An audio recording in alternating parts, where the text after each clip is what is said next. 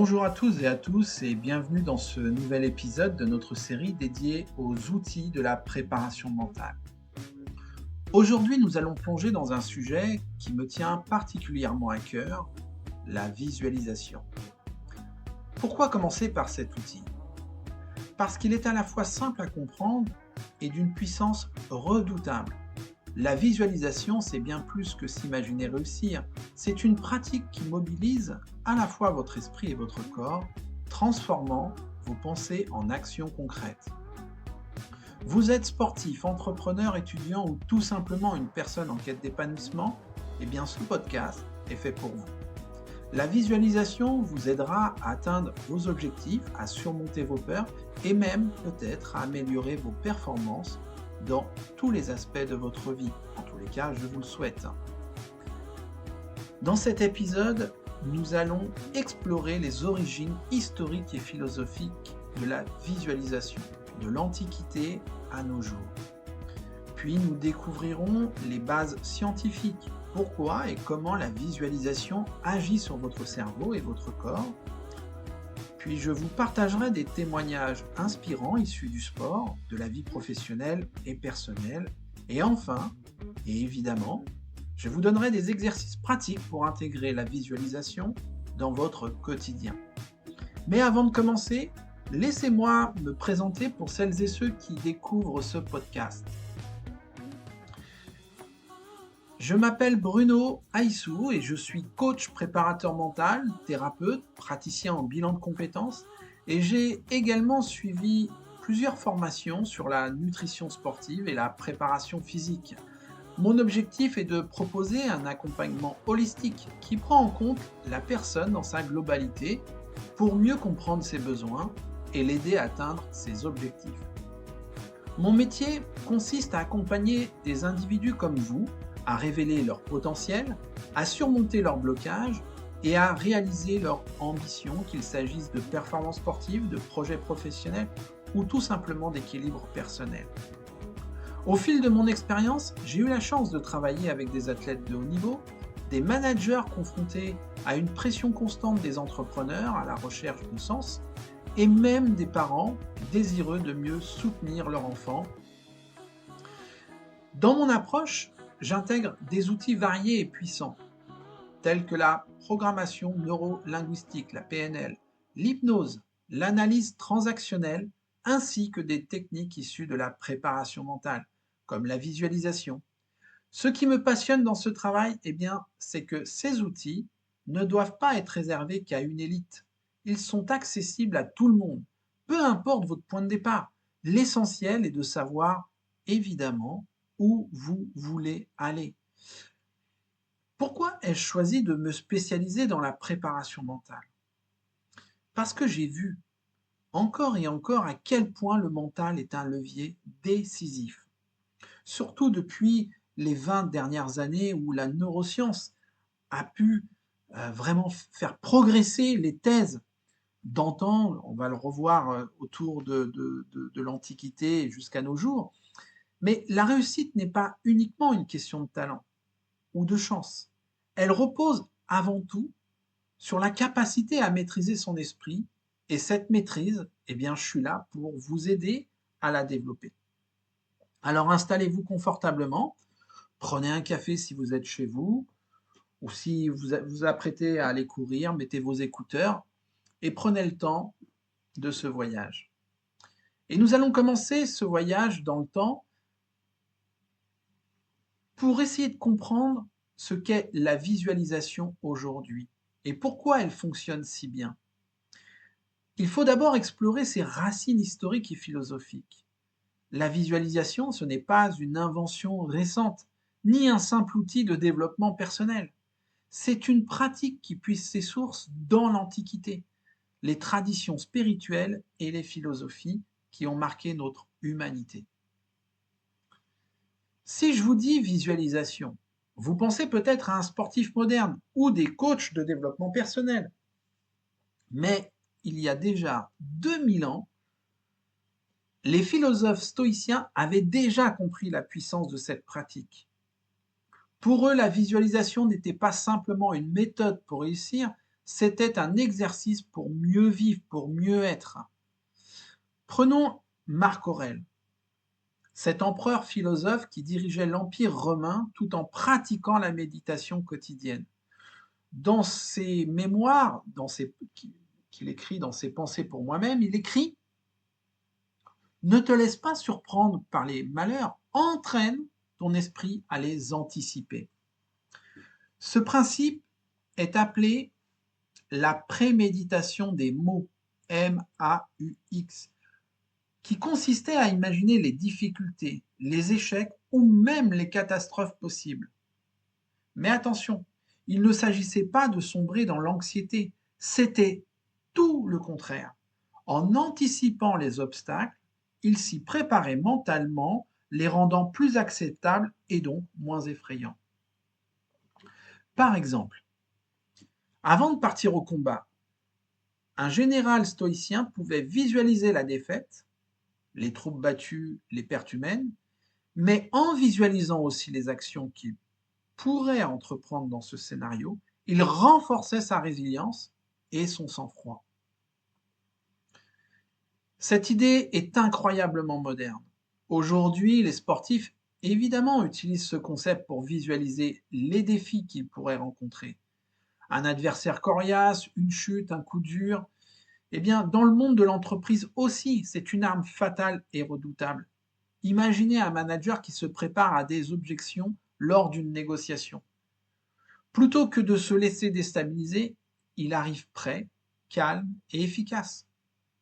Ce qui est fascinant avec cette approche, c'est qu'elle transforme l'inconnu, souvent source de peur, en quelque chose de familier. Et ce qui est familier devient beaucoup moins effrayant. Voyageons maintenant vers l'Orient, où les pratiques spirituelles et méditatives ont perfectionné l'art de la visualisation. Dans le yoga, par exemple, les maîtres utilisent des visualisations pour canaliser l'énergie du corps et de l'esprit. Prenons les chakras, ces centres d'énergie subtils dans le corps, selon la tradition yogique. Lorsqu'un yogi médite, il peut visualiser une lumière parcourant sa colonne vertébrale ou un lotus s'ouvrant au niveau du cœur. Eh bien, ces images ne sont pas simplement des métaphores, elles sont un moyen de concentrer l'esprit et de mobiliser l'énergie intérieure. Dans la tradition bouddhiste, on retrouve des pratiques similaires. Les méditants visualisent des paysages apaisants ou des figures spirituelles pour calmer leur esprit et atteindre des états de sérénité profonde. Par exemple, dans le bouddhisme tibétain, les pratiquants visualisent souvent les mandalas, des représentations géographiques complexes, comme une manière de se concentrer et de se connecter à l'harmonie cosmique. Ces traditions montrent que la visualisation n'est pas seulement un outil pour performer ou réussir, c'est aussi un moyen de cultiver le calme, la résilience et la connexion en soi. Imaginez un athlète avant une compétition qui visualise non seulement son succès, mais aussi un paysage apaisant pour calmer son esprit. Cette approche mixte est incroyablement puissante. Si l'on explore encore plus loin, les cultures chamaniques du monde entier utilisent également la visualisation.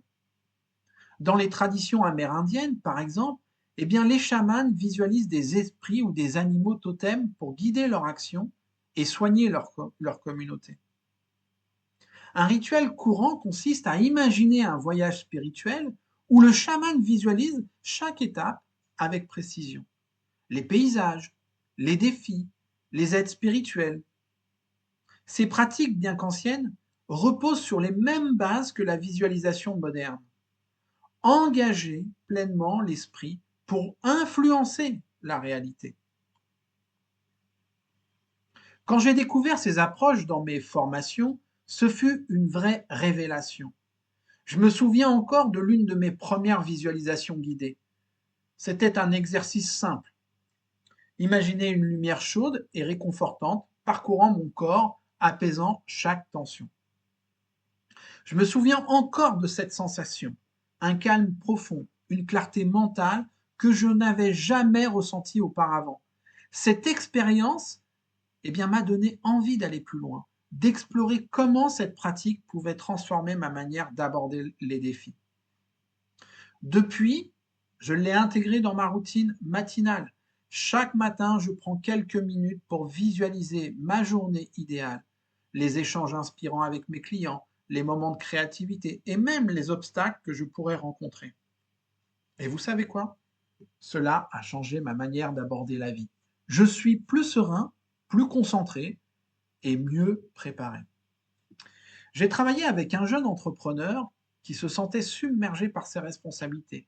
Il avait du mal à visualiser autre chose que le stress et l'échec. Ensemble, nous avons construit une pratique de visualisation.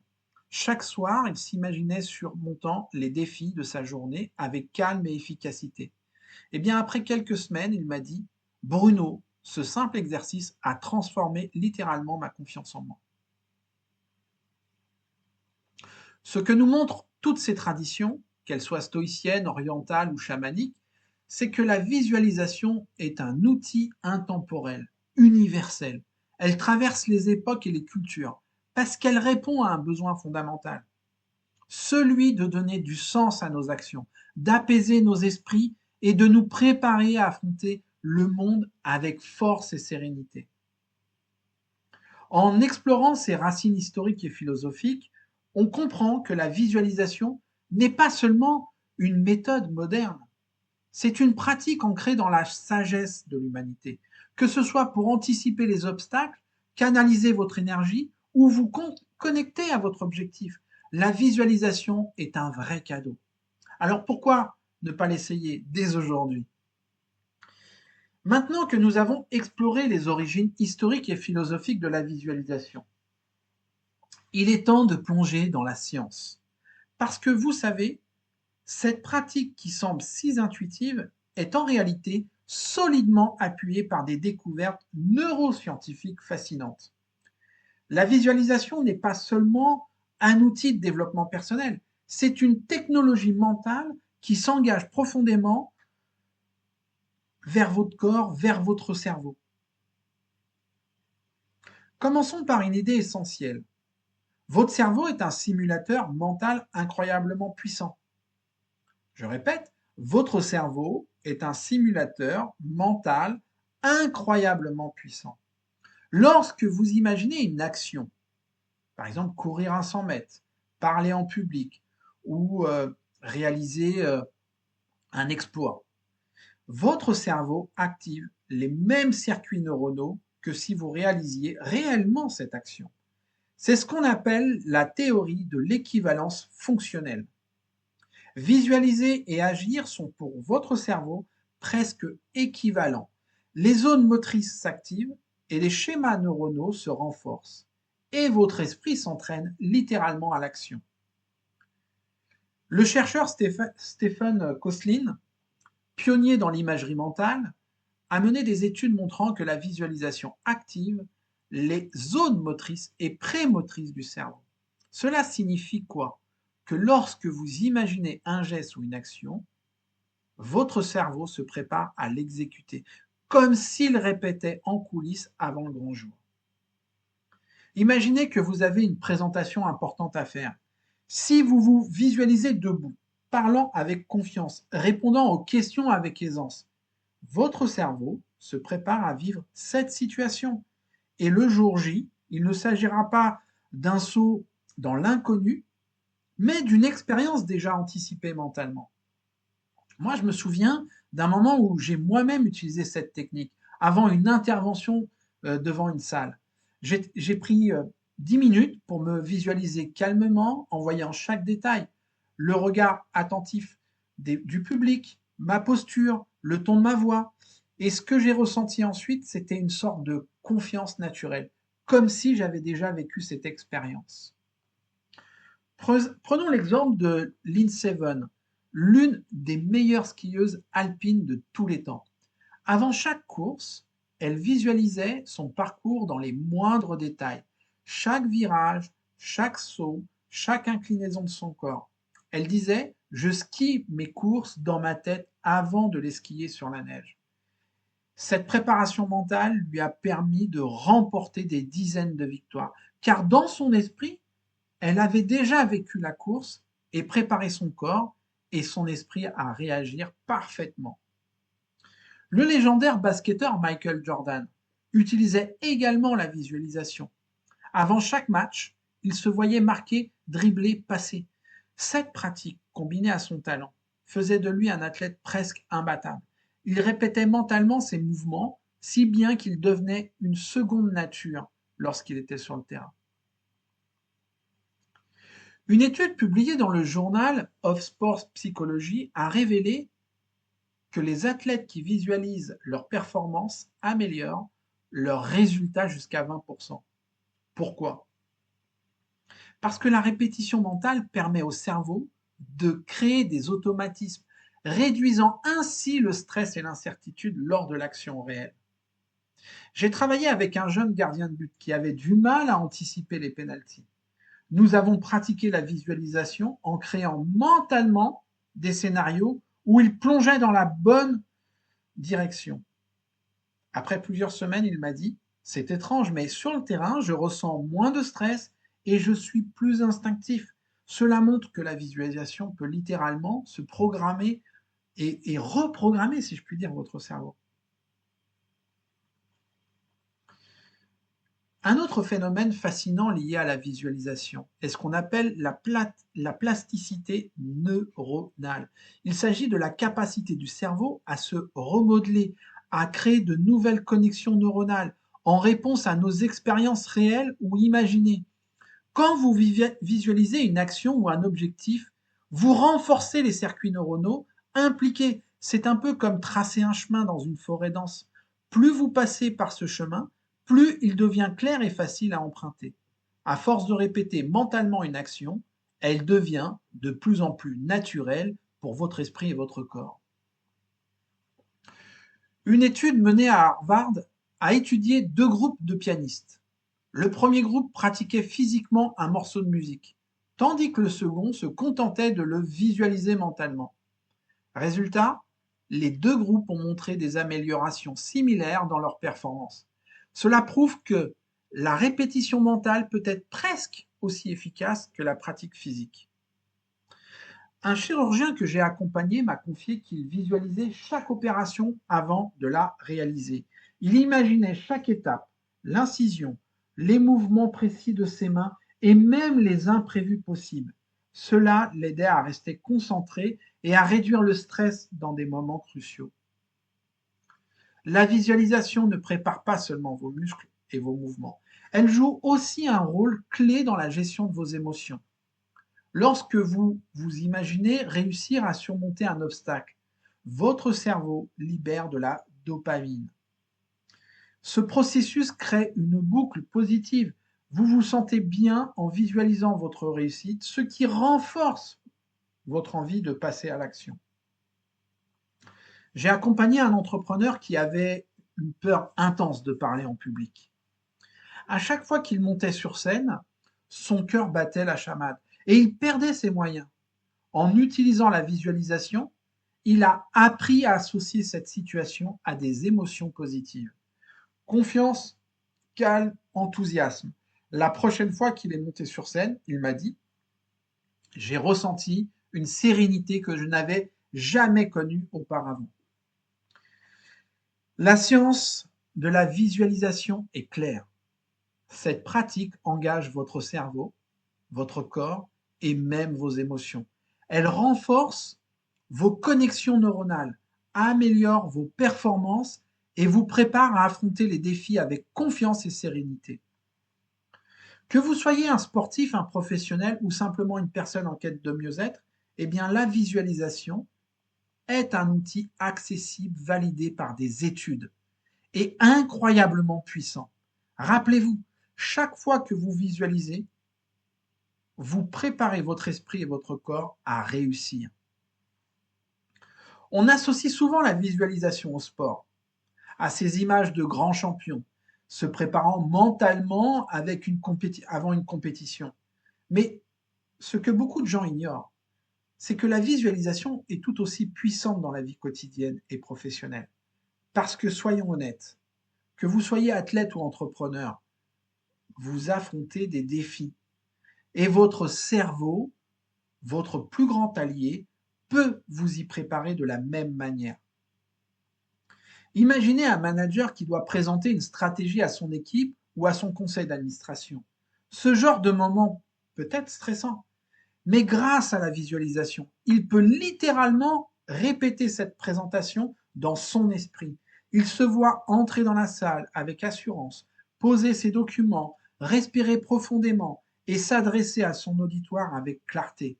Il imagine les réactions positives, les regards attentifs, les questions constructives et l'approbation des décideurs. En répétant cet exercice plusieurs fois avant le jour J, il prépare son cerveau à vivre une expérience de manière fluide et confiante. J'ai accompagné un directeur commercial qui devait animer un séminaire devant 200 collaborateurs. Il me disait, Bruno, je me sens incapable de capter leur attention. Nous avons travaillé ensemble sur la visualisation. Il s'imaginait parler avec assurance, voir les visages captivés de son audience et ressentir la satisfaction de leur transmettre une vision claire. Et résultat, non seulement il a réussi à capter leur intention, mais il a aussi reçu une standing ovation à la fin. Quand vous anticipez un moment stressant, votre corps réagit souvent comme si vous étiez déjà confronté à la situation. Votre cœur bat plus vite, vos mains deviennent moites. La visualisation, en revanche, transforme cette anticipation en un entraînement mental. En visualisant non seulement la réussite, mais aussi les imprévus possibles, vous désamorcez une grande partie de votre stress. Votre cerveau commence à considérer ces situations comme familières, et ce qui est familier est beaucoup moins effrayant. J'ai travaillé avec une entrepreneur qui redoutait une négociation avec un grand client. Nous avons visualisé ensemble le moment où elle poserait ses conditions, mais au lieu de se focaliser uniquement sur le succès, elle s'est aussi imaginée en train de gérer un désaccord. Elle voyait le client hausser les sourcils, poser une question difficile, et elle se voyait répondre calmement avec un sourire. Après les négociations, elle m'a dit « Je ne me suis jamais sentie aussi sereine dans une situation si tendue ». Des chercheurs de l'Université de Californie ont montré que la visualisation réduisait l'activation de l'amygdale, cette partie du cerveau responsable des réactions du stress. En gros, vous désamorcez vos alarmes internes en répétant mentalement les situations qui vous angoissent. Dans un cadre professionnel, la visualisation peut également accélérer l'apprentissage. Imaginez un stagiaire qui doit apprendre à utiliser un nouveau logiciel. En visualisant les étapes de chaque tâche, il crée des schémas mentaux qui facilitent sa maîtrise. Dans un sens, c'est comme si son cerveau faisait une répétition générale avant de passer à la pratique. Je me souviens d'une conférence où j'avais peu de temps pour préparer mon intervention. Au lieu de me précipiter dans la répétition physique, j'ai passé 15 minutes à visualiser chaque étape. L'ouverture, les points clés, les transitions. Et quand je suis monté sur scène, c'est comme si je l'avais déjà fait des dizaines de fois. La visualisation ne sert pas qu'à préparer des tâches mécaniques. Elle est aussi un outil incroyable pour la créativité. Quand vous imaginez un projet, laissez votre esprit vagabonder. Visualisez les couleurs, les sons, les sensations associées. Cette approche peut débloquer des idées inattendues. Un client entrepreneur que j'accompagnais voulait présenter son projet à un groupe d'investisseurs. Il était terrifié à l'idée de ne pas le convaincre. Nous avons travaillé avec une visualisation progressive. Il s'imaginait d'abord arriver dans la salle et s'installer calmement. Puis, il visualisait les premières phases de son pitch qu'il livrait avec assurance. Enfin, il se voyait répondre aux questions des investisseurs avec sérénité. Quand il est venu me voir après la réunion, eh bien, son visage rayonnait. Il avait non seulement convaincu les investisseurs, mais il m'a dit C'était comme si je savais déjà exactement quoi dire et comment réagir.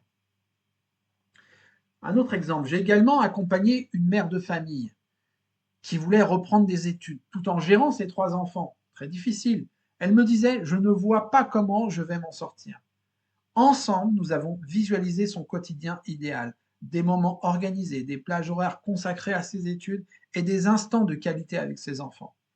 Cette image mentale lui a donné un plan, une structure.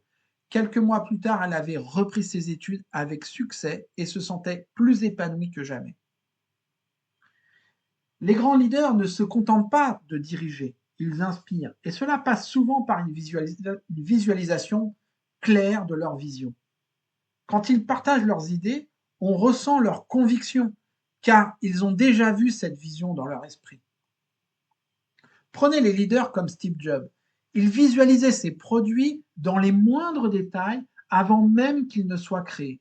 Cette clarté mentale inspirait son équipe et faisait avancer les projets avec force, avec une force incroyable. Si vous êtes manager, essayez cet exercice. Imaginez une réunion avec votre équipe. Visualisez chaque membre réagir positivement à vos idées. Ressentez l'énergie collective qui se dégage de cette collaboration. Eh bien, vous verrez que cette visualisation influence votre manière de communiquer et de diriger. La visualisation n'est pas réservée aux sportifs ou aux artistes. Elle est un outil puissant pour tous ceux qui veulent mieux vivre leur quotidien, réussir dans leur carrière et surmonter les défis de leur vie. Que vous soyez face à une réunion importante, une négociation tendue ou un projet complexe, la visualisation peut vous aider à clarifier vos intentions, à réduire votre stress et à mobiliser vos ressources mentales pour atteindre vos objectifs. Alors pourquoi ne pas essayer dès aujourd'hui? Allez, maintenant que nous avons exploré les bases scientifiques, les origines historiques et les nombreuses applications de la visualisation dans le sport, le travail et la vie quotidienne, il est temps de passer à l'action. Parce que la visualisation, ce n'est pas juste un concept intéressant, c'est une pratique. Et comme toute pratique, elle devient plus puissante à mesure que vous l'utilisez régulièrement. Dans ce chapitre, je vais vous partager 3 exercices concrets, testés et approuvés, que vous pouvez commencer à utiliser dès aujourd'hui. Ces exercices s'adaptent à tous les contextes, que vous prépariez un grand événement, cherchiez à surmonter un défi ou vous vouliez simplement renforcer votre confiance au quotidien. Allez, le premier exercice que j'aime appeler le film mental positif est l'un des piliers de la visualisation.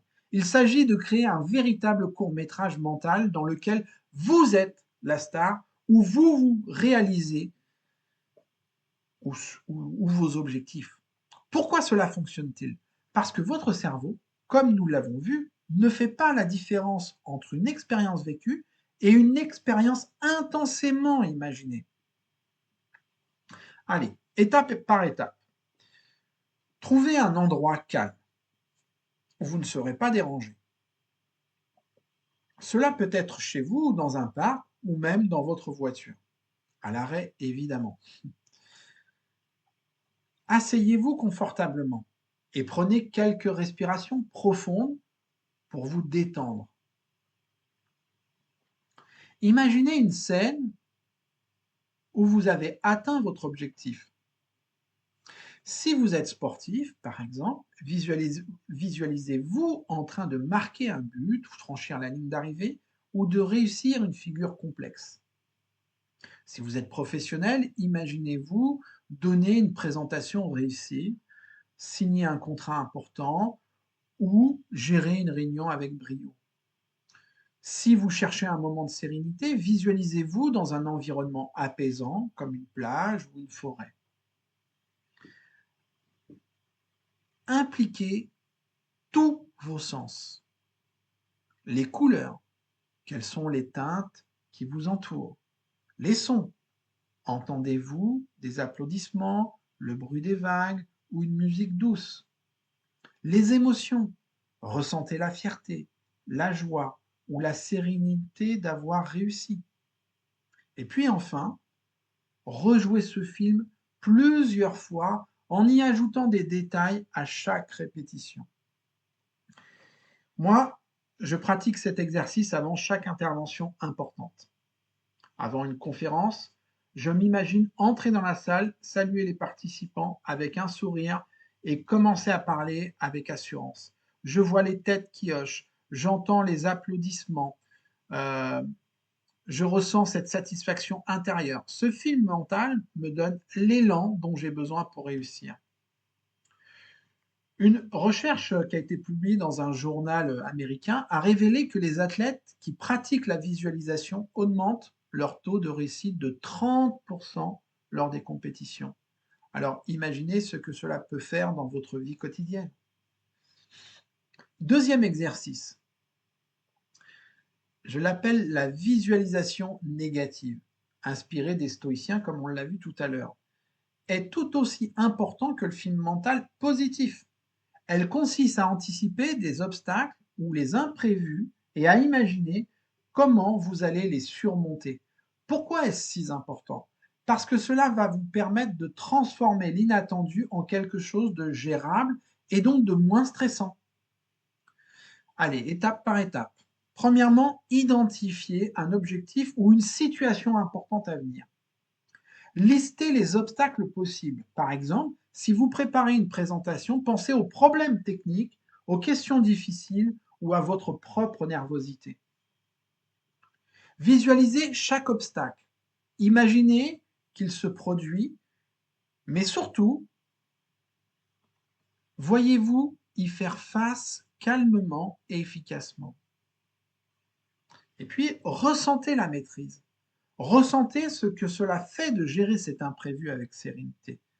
Cela vous donne un sentiment de contrôle avant même que la situation ne se présente. Une fois, lors d'une conférence, le vidéoprojecteur est tombé en panne. Heureusement que j'avais visualisé ce scénario à l'avance. Dans mon esprit, j'avais déjà imaginé sortir mes notes de papier et continuer la présentation avec confiance. Cette préparation mentale m'a évité de paniquer et m'a permis de rester concentré. Daniel Kahneman, un psychologue, dans un livre qu'il a écrit, il explique que l'anticipation des obstacles réduit la charge cognitive. En simplifiant, cela signifie que vous économisez de l'énergie mentale en vous préparant à gérer les imprévus à l'avance.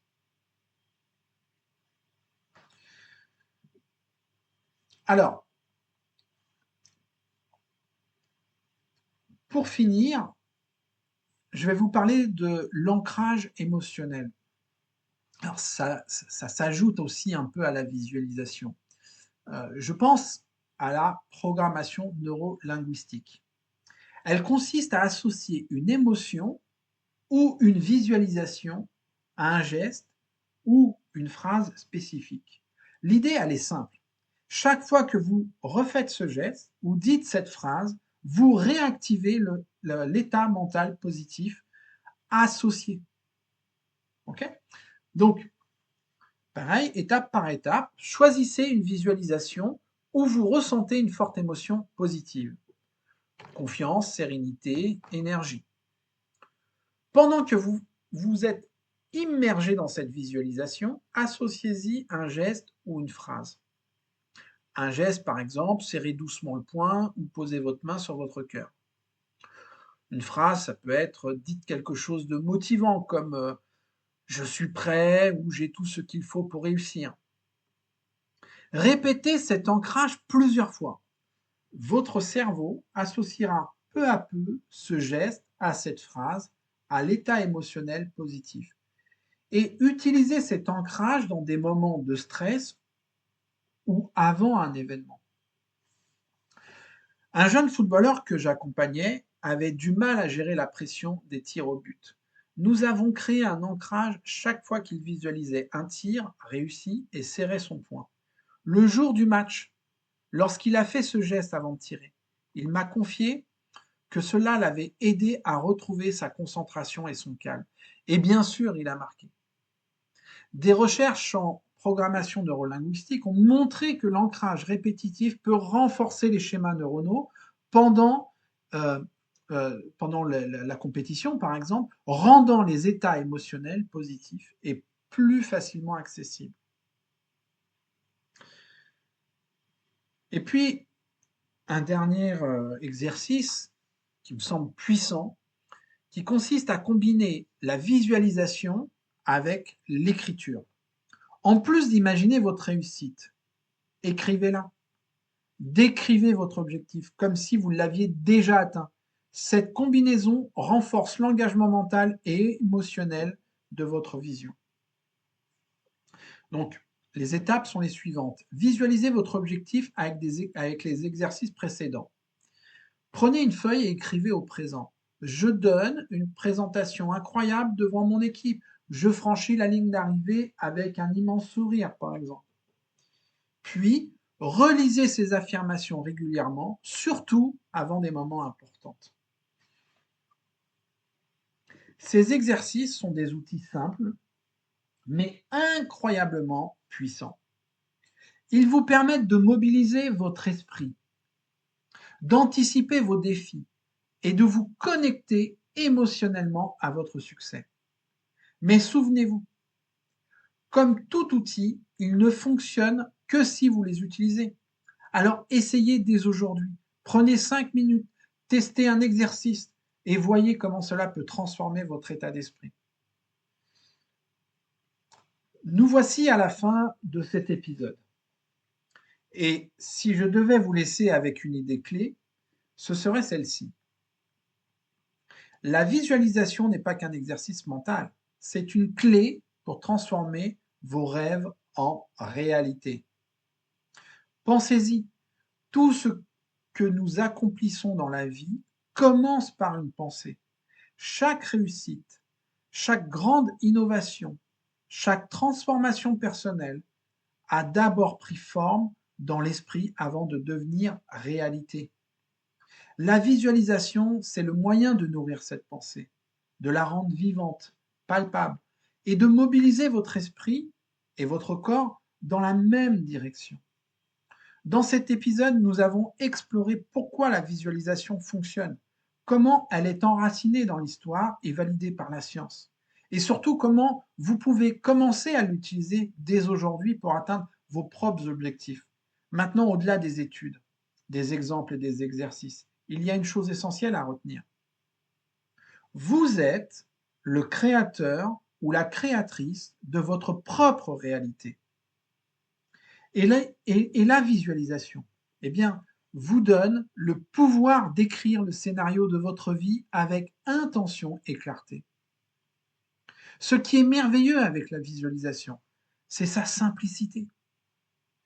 Vous n'avez pas besoin d'un équipement coûteux, d'un diplôme en psychologie ou de longues heures de préparation. Tout ce dont vous avez besoin, c'est de quelques minutes, de votre imagination et de votre volonté de rêver en grand. Et pourtant, malgré cette simplicité, ces effets peuvent être profonds. Pensez à ces athlètes de haut niveau qui visualisent leur victoire avant chaque compétition, à ces entrepreneurs qui imaginent leur succès dès leur entreprise avant même de signer leur premier contrat, ou ces personnes comme vous et moi qui visualisent une journée calme et productive, transformant des défis quotidiens en opportunités d'apprentissage et de croissance. Alors, avant même de quitter cet épisode, je vais vous lancer un défi. Prenez 5 minutes aujourd'hui, et visualisez un objectif qui vous tient à cœur. Asseyez-vous confortablement dans un endroit calme. Fermez les yeux. Prenez une profonde inspiration et imaginez ce moment où vous atteignez votre objectif. Voyez les détails, les couleurs, les sons, les sensations. Ressentez l'émotion de la réussite, la fierté, la joie. Répétez cette scène encore et encore, jusqu'à ce qu'elle devienne une partie de vous. C'est si simple, mais je vous garantis que si vous le faites régulièrement, cela commencera à transformer la manière dont vous percevez vos capacités et vos opportunités. Avant de conclure, un mot sur les erreurs courantes que je vois souvent. 1. Ne soyez pas trop dur avec vous-même. La visualisation n'est pas un miracle. Elle ne remplace pas l'effort, mais elle le rend plus ciblé, plus aligné. Deuxième erreur, ne confondez pas la visualisation avec de la simple rêverie. Elle demande de l'intention, elle demande de la précision et elle demande un engagement, notamment émotionnel. Et puis, troisième erreur, soyez régulier. Ce n'est pas une pratique à faire une fois et à oublier. Comme tout outil, elle devient plus puissante avec le temps et la répétition. Je ne vous parlerai pas de tout cela si j'en avais pas moi-même fait l'expérience. La visualisation a été un tournant dans ma carrière, dans mes interventions et même dans mes défis personnels. Je me souviens d'un moment particulièrement difficile où j'avais l'impression d'être submergé. Rien ne semblait fonctionner. C'était à ce moment-là que j'ai commencé à pratiquer la visualisation sérieusement, à me voir surmonter mes défis avec calme et détermination. Ce simple exercice m'a donné de l'énergie et la clarté dont j'avais besoin pour avancer. Et aujourd'hui, je le transmets à mes clients, qu'ils soient sportifs, entrepreneurs ou parents, parce que je sais que cela fonctionne, parce que j'ai vu les transformations, non seulement dans ma vie, mais aussi dans celle de tant d'autres personnes. Alors, je vous pose cette question. Quel est votre prochain objectif? Quel est ce rêve que vous avez gardé au fond de vous? Peut-être trop longtemps. Et comment pouvez-vous commencer aujourd'hui à le rendre réel? Si cet épisode vous a inspiré, si vous voulez en savoir plus ou si vous avez besoin d'être accompagné, sachez que je suis là. Ensemble, nous pouvons construire cette vision et travailler à la transformer en une réalité tangible. Donc n'hésitez pas à me contacter, vous pouvez m'écrire, partager vos objectifs ou simplement poser vos questions. Ce sera un plaisir de vous lire et de vous accompagner. Un dernier mot pour vous aider, je veux vous laisser avec cette pensée. Ce que vous imaginez avec intensité et émotion, vous pouvez le créer. Cela demande de l'engagement, de la patience et de la pratique. Mais tout commence par une simple intention. Une intention de croire en vous, de rêver en grand et de prendre ces petits pas, un par un, qui vous rapprochent de vos objectifs. Merci infiniment d'avoir pris le temps d'écouter cet épisode. Vous avez déjà fait un premier pas en choisissant de vous connecter à cet outil incroyable qu'est la visualisation. Alors continuez, prenez soin de vous, rêvez grand et rappelez-vous, tout commence dans votre esprit. Allez, à très bientôt.